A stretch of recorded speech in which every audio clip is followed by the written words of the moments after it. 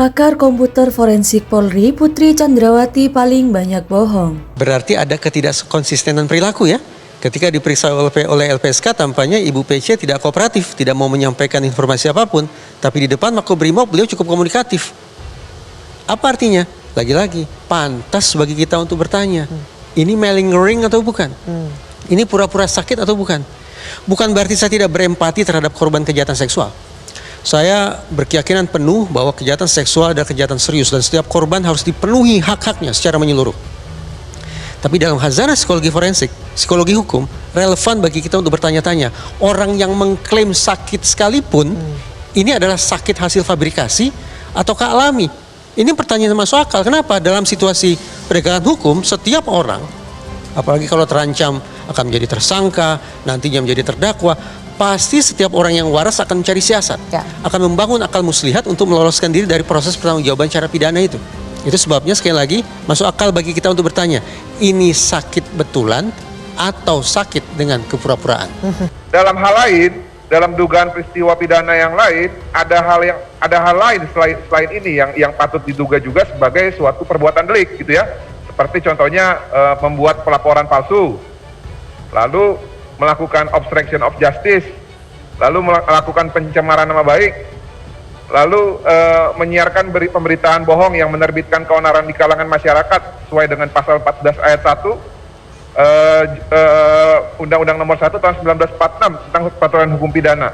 Lalu ada juga dugaan peristiwa pencurian barang-barang atau properti milik almarhum. Nah, ini semua bisa diduga dan juga bisa dituduhkan kepada calon tersangka setidak-tidaknya terhadap 5 orang yang ada pada lokus dan tempus delicti ketika almarhum Brigadir Yosua ini ditemukan tewas. Bergantung pada keterangan tersangka atau istri tersangka. Justru kalau kita mau pakai scientific investigation, justru jangan percaya tersangka. Tersangka itu boleh bohong, boleh diam, boleh tidak jujur apapun motivasinya, kan begitu. Ya, istri tersangka tidak bisa dikatakan dia menghalang-halangi penyidikan kalau dia melindungi suaminya. Itu manusiawi. Pasal 221 ayat 3 sudah mengatakan itu. Jadi justru kesalahan dari awal yang menurut saya penetapan tersangka Baradae, juga Irjen FS dan yang lain-lain itu sangat lambat karena sangat tergantung pada keterangan orang-orang yang terlibat di situ. Loh, apa gunanya senjata?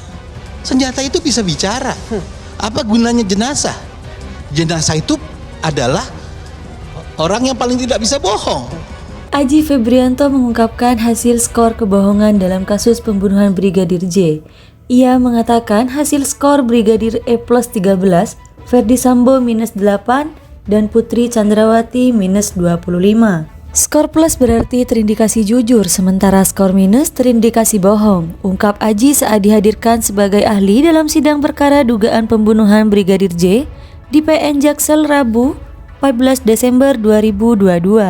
Dan dalam proses penyidikan, dirinya memeriksa Ferdi Sambo, Putri Chandrawati, Barada Richard Eliezer, Bribka Riki Rizal, dan Kuat Ma'ruf dalam kasus pembunuhan Brigadir N Joshua Huta Barat saat proses penyidikan. Kemudian Aji mengatakan skor dari kelimanya bermacam-macam dan tidaklah sama. Untuk Ferdi Sambo nilainya minus 8, kalau terdakwa Putri Chandrawati nilainya minus 25. Kemudian untuk Kuat dilakukan 2 kali pemeriksaan, yang pertama plus 9, yang kedua adalah minus 13. Jelasnya kepada hakim. Aji menyebut Bribka Riki dilakukan tes sebanyak 2 kali dengan hasil. Hasil pertama dengan skor plus 11 dan kedua plus 19. Adi menambahkan Barada Eliezer mendapat nilai plus 13. Terdakwa Richard plus 13 imbuh Aji. Lebih lanjut, Aji mengatakan alat uji kebohongan atau poligraf memiliki tingkat akurasi lebih dari 93%. Poligraf adalah aktivitas pemeriksaan dengan menggunakan alat poligraf untuk menentukan seseorang itu apakah terindikasi bohong atau jujur. Untuk teknik yang kami gunakan yaitu tahiyat siti memiliki keakuratan di atas 93%, kata Aji. Terkait proses mekanisme pengambilan keterangan terhadap Ferdi Sambo CS, Aji menegaskan dirinya menggunakan alat tes kebohongan atau alat poligraf. Pemeriksaan poligraf dimulai dari permintaan penyidik. Setelah ada permintaan dari penyidik, kami selaku pemeriksa poligraf berkoordinasi dengan penyidik berkaitan isu yang kami akan dalam proses pemeriksaan. Jelasnya. Setelah itu, pihaknya mempelajari konstruksi kasus seperti apa, kemudian menentukan waktu, setelah itu baru dilakukan pemeriksaan. Aji mengatakan terdapat 3 tahapan pemeriksaan. Pertama, tahapan pretest. Tahapan pretest ini tahapan di mana seseorang pemeriksa menjelaskan mekanisme pemeriksaan poligraf. Dalamnya ada berkaitan riwayat kesehatan, riwayat sosial, lalu menyamakan persepsi berkaitan kronologi kejadian, jelasnya. Tahapan kedua yakni tahapan tes. Aji menyampaikan tahapan ini dimulai dengan ditandainya seseorang terperiksa dipasang alat-alat berupa sensor, seperti sensor poligraf.